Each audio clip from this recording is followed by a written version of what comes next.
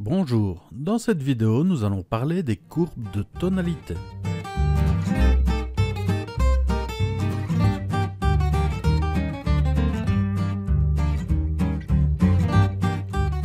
L'outil courbe de tonalité se trouve dans le panneau situé juste sous les réglages de base. Essayons d'abord de comprendre à quoi sert cet outil et comment s'en servir. Graphiquement, l'outil se compose d'une représentation de l'histogramme de votre image et d'une courbe. Ici par défaut une diagonale partant d'en bas à gauche et finissant en haut à droite. Comme vous le savez si vous avez regardé les vidéos sur le capteur et l'histogramme, ce dernier est une représentation graphique des tonalités présentes dans votre image, avec le plus à gauche les tons sombres et le plus à droite les tons clairs. La courbe présente sur le graphique représente les modifications appliquées aux tonalités de votre image. La courbe de départ, représentée ici par une diagonale, indique qu'aucune tonalité n'est modifiée. Lightroom vous propose trois façons d'agir sur la courbe afin de modifier les tonalités. Par région, en modifiant la courbe librement, ou encore une combinaison des deux. Commençons par voir la première façon, par région. Pour passer du mode région au mode libre, c'est-à-dire au mode courbe à point, cliquez sur l'icône représentant une courbe et une nouvelle fois sur cette icône pour revenir au mode par région. Lorsque vous êtes en mode par région, Lightroom découpe la courbe en 4 intervalles identiques. 4 curseurs permettent d'agir sur la courbe en affectant principalement chacun de ces différents intervalles. En déplaçant le curseur haute lumière vers la droite, vous voyez la courbe de tonalité se déformer vers le haut. En faisant cela, vous demandez à Lightroom d'éclaircir les tons compris principalement dans la zone haute lumière. A contrario, si vous allez vers la gauche, votre courbe se déforme vers le bas et vous assombrissez les hautes lumières. Retenez que lorsque vous déformez la courbe vers le haut, vous éclaircissez les tonalités. Vers le bas, vous assombrissez les tonalités. Vous pouvez agir ainsi sur les différents curseurs afin de modifier la courbe des zones correspondant au ton clair, au ton sombre ou encore aux ombres. Et vous pouvez visualiser le résultat en désactivant ou en réactivant votre courbe de tonalité. En pratique, on utilise souvent la courbe pour amener du contraste. Si vous éclaircissez les tons clairs et assombrissez les tons foncés, vous appliquez une courbe dite en S, ce qui revient à augmenter le contraste. Voyons quelques exemples d'utilisation de la courbe. Mais d'abord, je vais réinitialiser ma courbe. Pour ce faire, il suffit de faire un clic droit sur le schéma et de choisir la première option, réinitialiser les régions. Pour appliquer la courbe en S dont je viens de parler, vous éclaircissez les tons les plus clairs et assombrissez les tons les plus foncés à l'aide des curseurs correspondants nommés ici respectivement haute lumière et ombre. Voyez la forme de la courbe et le résultat de la modification des tonalités sur l'image. Comme vous le constatez, j'ai bien amené du contraste. Notez que vous pouvez aussi directement agir sur la courbe en maintenant votre clic enfoncé sur le graphique et en allant vers le haut ou vers le bas. Vous voyez une zone s'afficher autour de la courbe qui indique les déformations maximales et minimales que vous pouvez appliquer à votre portion de courbe. Vous pouvez également modifier l'étendue de chaque intervalle en déplaçant les curseurs correspondant sous le graphique. Vous modifiez ainsi l'étendue des tonalités affectées par la courbe en fonction des régions. Ici, je vais par exemple augmenter l'intervalle haute lumière. Ce faisant, vous pouvez donc aller assez loin dans la façon de construire vos courbes. À tout moment, vous pouvez réinitialiser les régions, c'est-à-dire les curseurs de valeur, réinitialiser les séparations, c'est-à-dire l'étendue des intervalles, ou encore réinitialiser les deux. Pour cela, faites un clic droit sur le graphique et choisissez l'option correspondante. Ici, je vais réinitialiser les régions et les séparations. Si je retourne dans le menu, vous voyez aussi la présence des options réinitialiser la courbe à point qui permet de réinitialiser la courbe libre que vous pouvez appliquer indépendamment des réglages par zone, nous le verrons par la suite, et enfin tout rétablir qui réinitialise tous les paramètres de l'outil courbe des tonalités. Prenons un autre exemple d'image. Ici je vais éclaircir les tons sombres moyens en augmentant les tonalités correspondantes. Vous voyez donc que l'image s'éclaircit dans la zone de ton moyen sombre. Je vais réinitialiser afin de vous montrer une autre façon de procéder. Lorsque vous regardez une image, vous ne savez pas toujours exactement quelle zone vous devez modifier pour ajuster les tonalités qui vous intéressent. Dans ce cas, rien de plus simple, Lightroom met à votre disposition un outil nommé « Réglage de la cible » qui vous permet de directement cibler une zone sur votre image afin d'en diminuer ou d'en augmenter les tonalités. Pour l'utiliser, cliquez sur l'outil et amenez-le sur la zone de l'image que vous souhaitez modifier.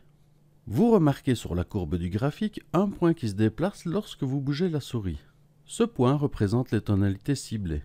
Une fois la zone à modifier choisie, vous cliquez et maintenant enfoncez le bouton gauche de la souris et vous vous déplacez vers le haut pour éclaircir ou vers le bas pour assombrir la zone ciblée.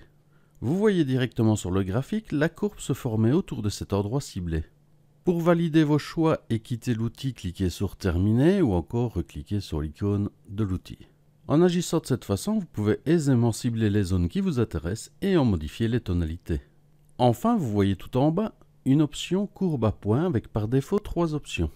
Linéaire, c'est-à-dire aucune modification de la courbe à points. Contraste moyen qui va appliquer une courbe en S modéré, donc au final un contraste moyen.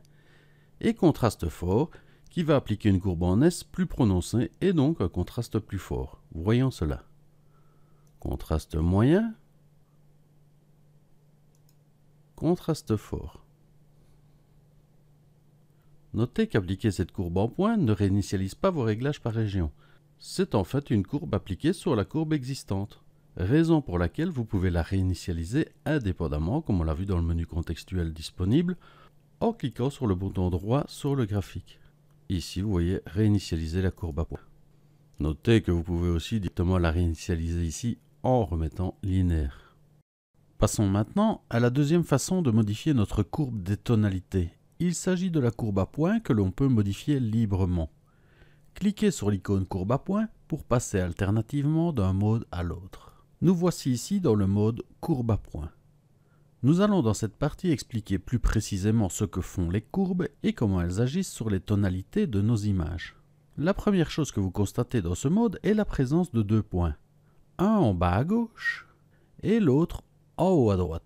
Lorsque vous passez la souris sur le point en bas à gauche, vous voyez une indication 0, 0%.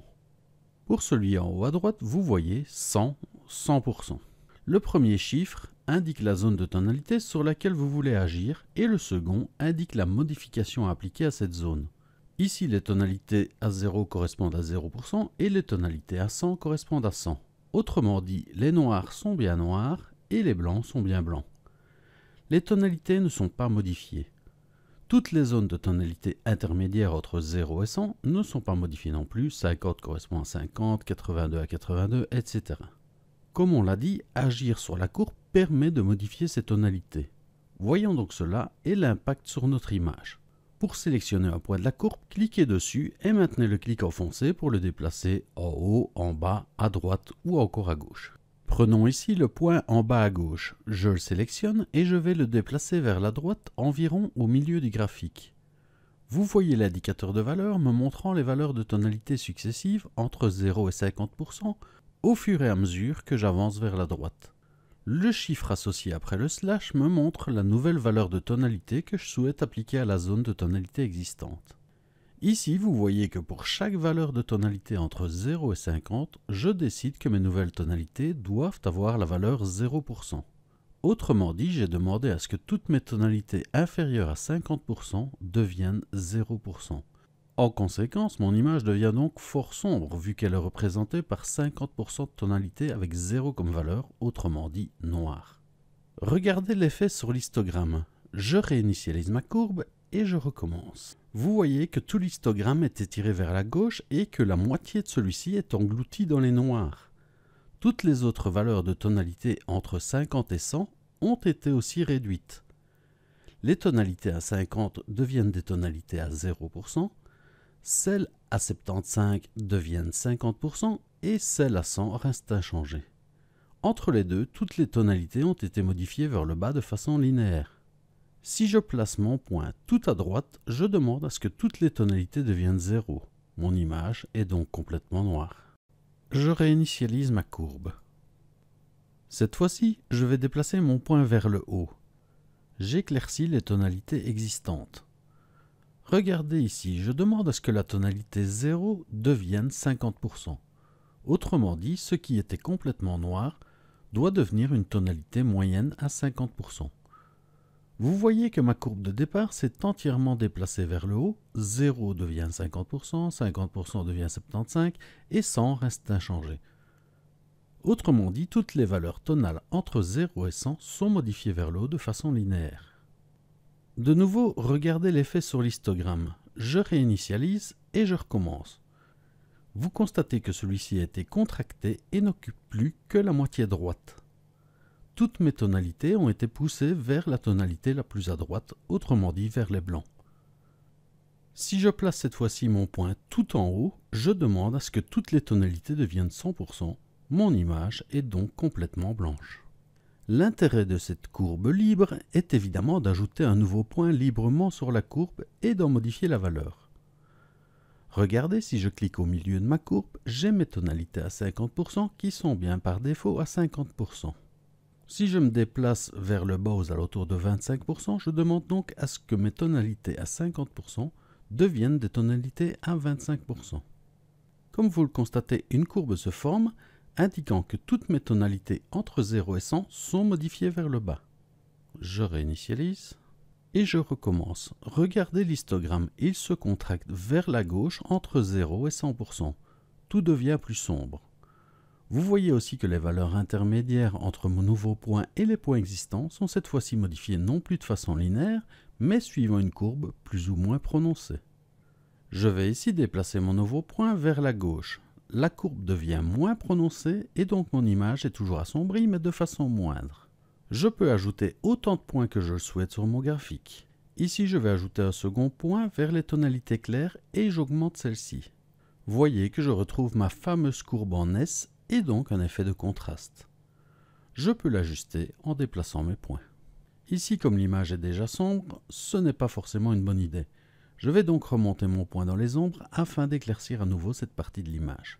Lorsque vous travaillez avec des courbes, il faut être prudent et ne pas vouloir exagérer les modifications de tonalité sous peine d'avoir des résultats visibles et inadéquats. Avant de montrer cela, regardons ce que fait Lightroom lorsqu'on lui demande d'appliquer une courbe contraste moyen. Je vais d'abord réinitialiser ma courbe et je vais appliquer un contraste moyen. Vous voyez bien l'effet sur l'image et vous constatez que les modifications visibles sur la courbe à points sont très faibles. Même pour le contraste fort, vous voyez que la courbe des valeurs tonales n'est pas exagérément modifiée. Voyons ce qu'il faut éviter. Je vais partir de la courbe contraste moyen et je vais modifier les points existants. Regardez ici ce qui se passe. Toute une zone de mon image est grisée. Ceci est dû au fait que j'ai quasi une ligne horizontale sur ma courbe. Il faut absolument éviter ceci en construisant vos courbes. En effet, ici vous demandez à toute une plage de tonalités différentes de devenir une plage avec une seule tonalité. Vous ne voyez donc plus de nuances de couleur sur toute cette plage de tonalités, ce qui crée une postérisation de mauvais goût. Regardez aussi ce qui se passe lorsque je crée une courbe sinusoïdale. En faisant cela, j'obtiens, comme vous le constatez, des couleurs complètement faussées. Ça peut être un effet artistique, mais en général, on évite ce genre de choses. Pour supprimer un point de votre courbe, cliquez dessus avec le bouton droit et sélectionnez « Supprimer ». Je vais réinitialiser ma courbe. Vous voyez aussi dans ce mode courbe à points une autre option disponible, RVB. Vous pouvez en effet travailler sur chaque couche de couleur individuellement. Je vais ici, par exemple, travailler sur la couche rouge afin de rendre mon chemin plus ou moins rouge. Vous voyez que si je baisse la courbe, les rouges sont nettement moins présents. Si au contraire je l'augmente, j'augmente l'effet de rouge. Si vous le souhaitez, vous pouvez enregistrer vos courbes à points. Pour cela, cliquez ici et sélectionnez « Enregistrer ». Donnez un nom à votre courbe et sélectionnez « Enregistrer ». Cette courbe sera alors disponible pour vos prochains développements. Tout comme dans le mode par région, vous pouvez aussi utiliser l'outil réglage de la cible afin de construire votre courbe de tonalité. Cette méthode visuelle est très pratique pour ajuster vos tonalités au mieux. Ici, je vais modifier les tonalités de 2 zones de gris afin de donner plus de contraste précisément à l'endroit que je souhaite. J'assombris le gris de la zone 1 et j'éclaircis celui de la zone 2.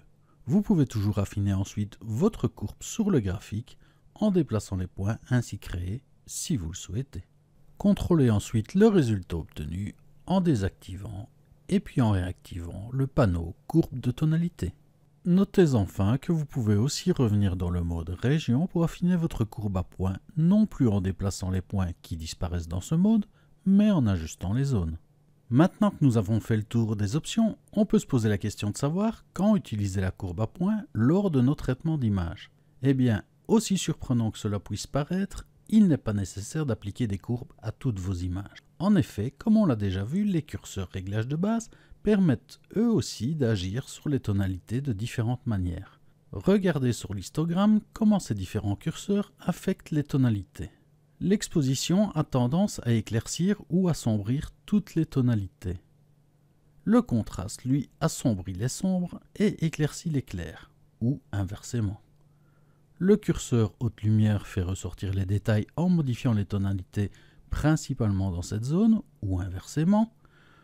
De façon analogue, le curseur ombre joue sur les ombres. Le curseur blanc est en général utilisé pour caler l'histogramme vers la droite, tandis que le curseur noir le fait vers la gauche, ce qui au final donne du contraste. Et enfin, le curseur présence, comme clarté, modifie aussi les tonalités afin d'amener du micro-contraste. Les curseurs vibrance et saturation modifient eux aussi forcément les tonalités. En conclusion, on peut dire que la courbe est complémentaire à ces curseurs et qu'il est toujours conseillé d'utiliser ceux-ci avant d'appliquer une éventuelle courbe. Vos réglages de base sont en général très suffisants. Il n'y a pas d'obligation à utiliser l'outil courbe. Après avoir travaillé sur mes réglages de base, je vais utiliser la courbe afin d'affiner mon rendu. Je vais utiliser l'outil réglage de la cible et assombrir le bleu du ciel. Comme vous le voyez, ceci assombrit toute l'image. Je vais ensuite placer un autre point sur ma courbe car je ne souhaite pas affecter mes ombres. Voyez, c'est très subtil, mais c'est parfois la meilleure façon d'ajuster les tonalités qui vous intéressent. Alors, entraînez-vous sur vos images afin de découvrir le potentiel de cet outil. Merci encore une fois d'avoir suivi ce tutoriel et à bientôt pour une prochaine vidéo.